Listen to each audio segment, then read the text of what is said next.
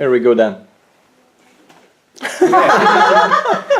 Now, your questions again. No, that's okay, we'll ask you. Okay. It's okay? Yeah, it's Go. okay. So, Mr. Nadler, thanks for taking the time to speak with us today. Mr. Nadler is the founder of the EPRC, the Endangered Primate Rescue Center. First, can you please tell us a little bit about the center? About the center. Yeah, probably we start with the history. So it turns a little bit round, but it's probably easier to understand. The reason, it was actually no reason to start the center. Oh! So, but it was another reason to start a project in Cuc Phuong. And the reason was the rediscovery of the Delacour langurs. Now you know what is the black and white one guy. And this was discovered, this species was discovered in 1930, actually not far from Cuc Phuong National Park, from a French very famous zoologist, Jean Delacour. Oh yeah. So, and the scientific description based on 2 skins, both from a local hunter. So, but nobody saw one animal alive. Okay. And in 1987 was the first observation of live animals in Cuc Phuong National Park. Wow. So, and of course it was a big surprise also for the zoologists that this, because it was not known the animal, the species disappeared or extinct or not any information for more than 50 years. So, and 87 was rediscovered, and this was actually the start of the background for the start of the project. Then I was here in 91, 92 to make a report for German TV about this rediscovery, about the situation in Cuc Phuong National Park. And of course then I found, my God, it's really horrible situation, high hunting pressure, locking and whatever.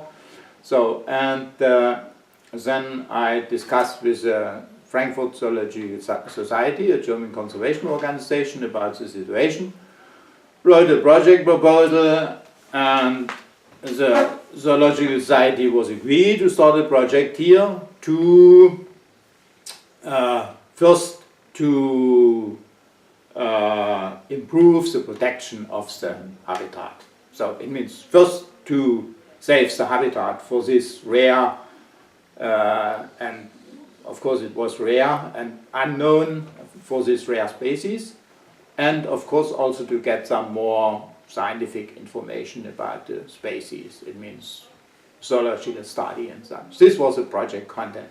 Okay. So habitat protection and zoological or biological study on the species. Sorry, one question. No problem. And Did you take the wooden box to your house already? no, Find the wooden box. Sing brought it down and I can't find disappeared. it. Okay, thanks. So, and yeah, this was actually the start of the project, and yeah, but it was very special, how to say, phenomenon actually. I started the project in January 93, and in January 93 we got the information there are 2 Delacour langurs kept somewhere private in No Quan, here in our district capital. So, and of course this was now the first time to see the animals alive, very close. And the animals are confiscated.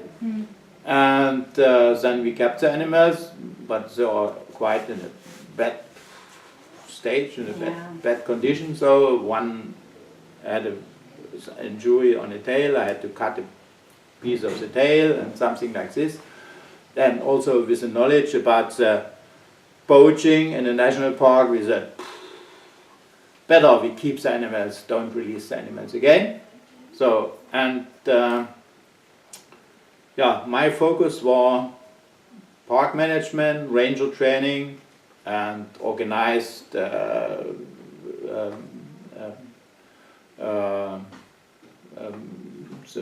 ranger work in the national park with patrols, and in a very short time, with a fast improvement of the ranger work, suddenly we confiscated more and more primates, and then we kept these animals close to the headquarters here, and then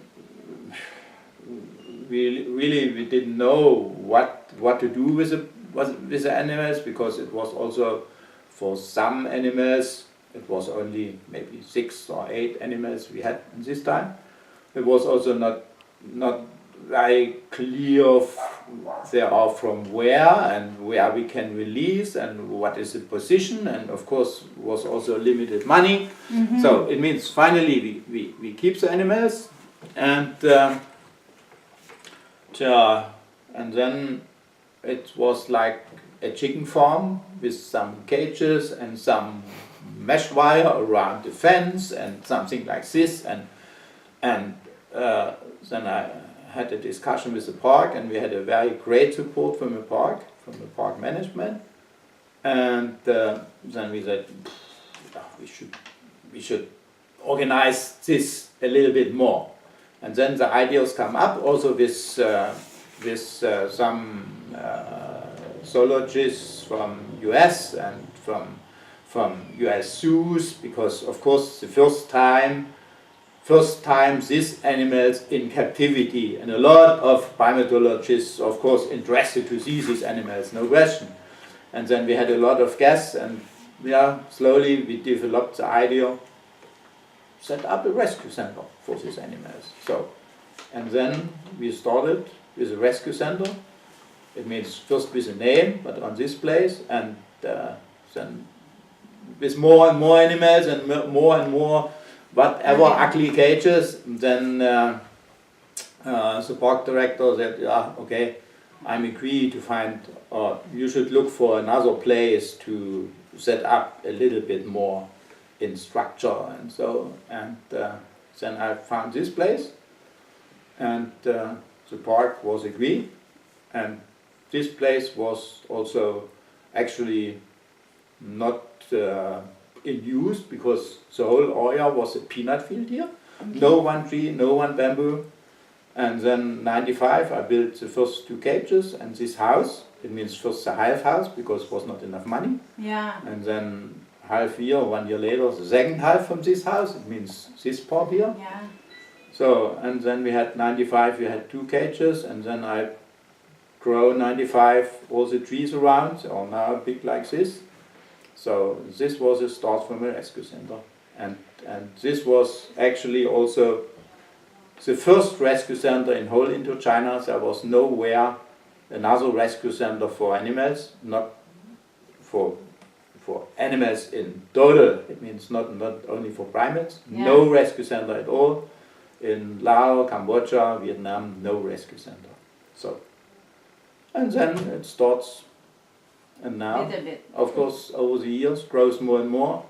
But in the beginning, also we didn't know so really, actually, what to do with the animals. Of course, it was the idea to release the animals back to the wild somewhere. But this time, it was also in the beginning actually nothing known about the Vietnamese primates. It was not known about systematics, is not known about the species or subspecies, was not known about the distribution, where there are, maybe some, maybe there, maybe in this area.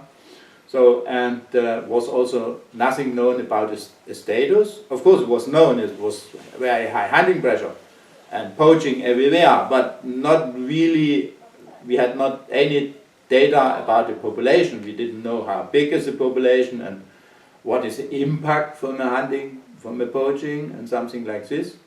And with all this more and more research activities over the years, then we find out that some species are under big trouble. And also or some species have very tiny area. It means it is very sensitive.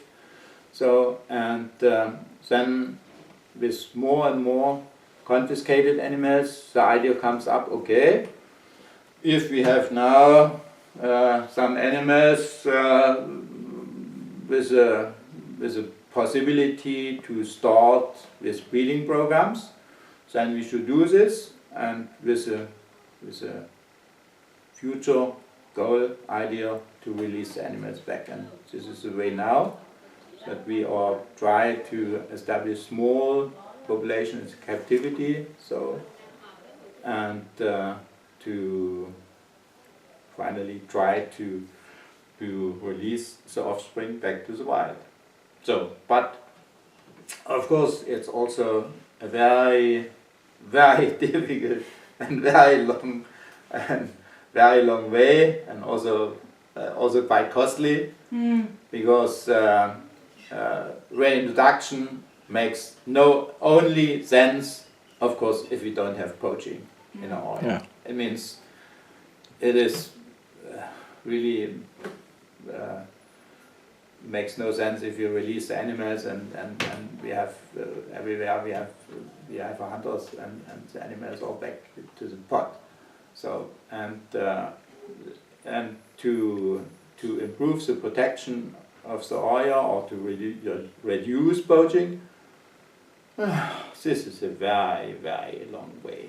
So, and we did it now in some areas like Van Long. Probably you know Van Long here, our nature reserve. Yeah, we are planning to go on maybe on a Friday. Should go. This is the only place where you have a good chance to see the Delacour in the wild.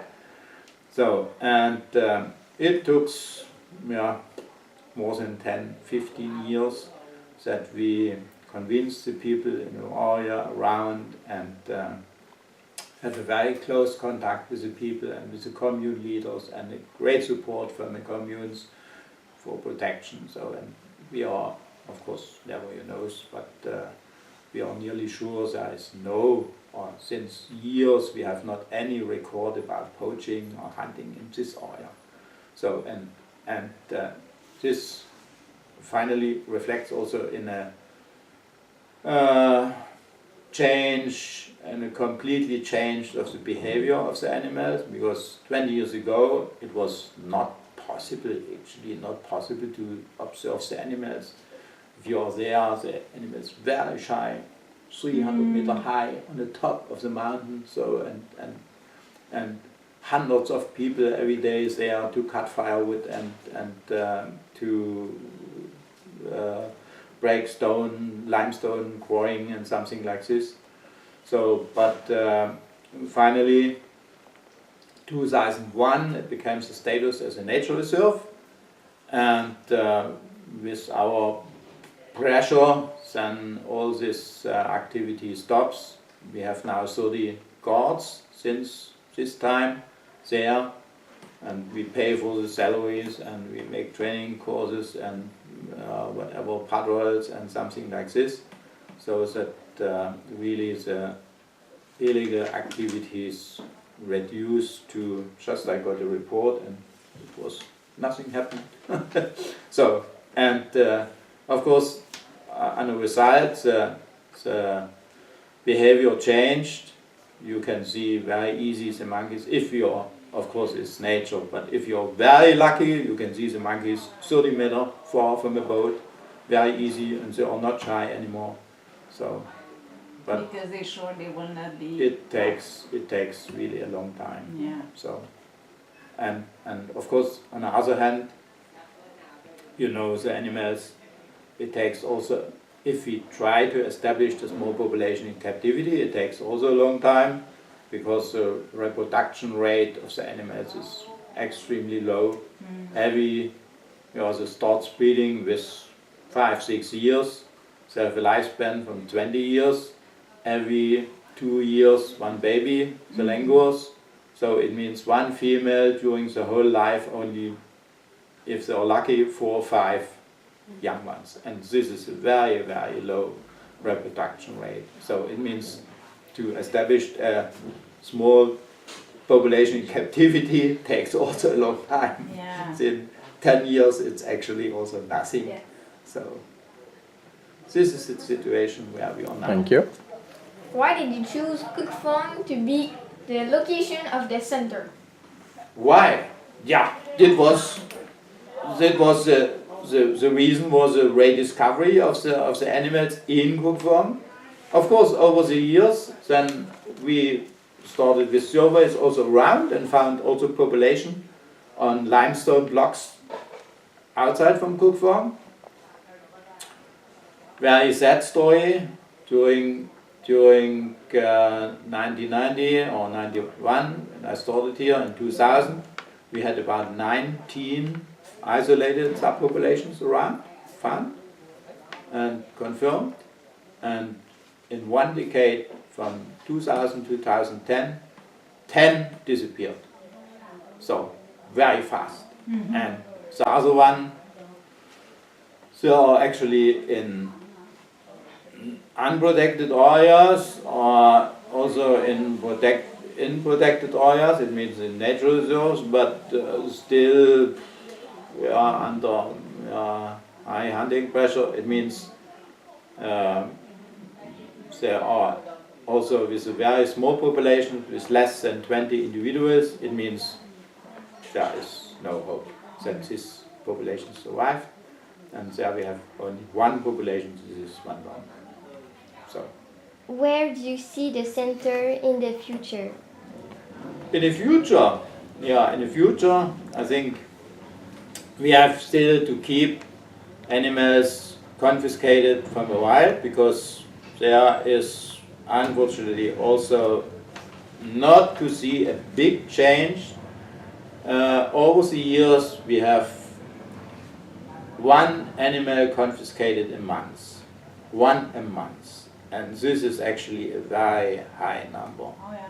And this also over years it doesn't change. It means still we have to confiscate animals from illegal trade, and we have to keep the animals here, and of course we have to try to find a way to set up groups and to breed these animals.